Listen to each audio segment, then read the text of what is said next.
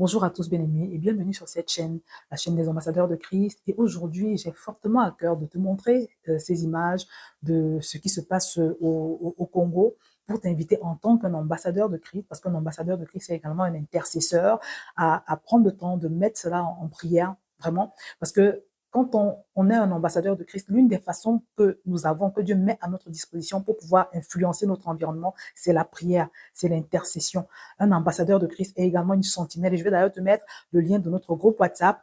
Ceux qui sont déjà dans le groupe, par la grâce de Dieu et avec l'assistance du Saint-Esprit, nous allons nous retrouver mercredi prochain. Ça fait un moment qu'on n'a pas prié, mais on va reprendre avec les temps de prière par la grâce de Dieu, comme je l'ai dit, mercredi prochain, et nous allons évoquer ce sujet-là.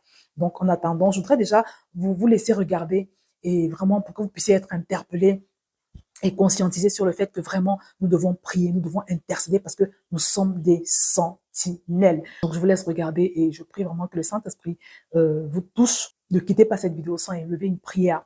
Sans élever une prière concernant cette situation-là dans ce pays et bien évidemment, sans la partager. D'accord? Voilà, parce que quand vous partagez également, vous jouez votre rôle d'ambassadeur de lumière.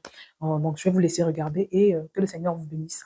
Pour ces étudiants, cette reprise des cours est un signe de normalité dans une ville meurtrie 2 semaines après les combats.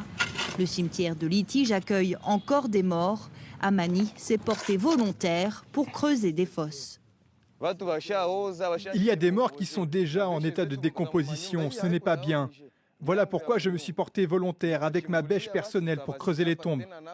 Aujourd'hui, j'en ai creusé 53. Mais ici, nous avons déjà enterré à peu près 1200 personnes. Toute la journée, des bénévoles de la Croix-Rouge y amènent des corps ramassés en ville. Des enterrements faits à la hâte pour éviter la propagation d'épidémies. Devant ces sacs mortuaires, Emmanuel est inconsolable. Adida, ma femme est morte. Ma fille aussi, Siana.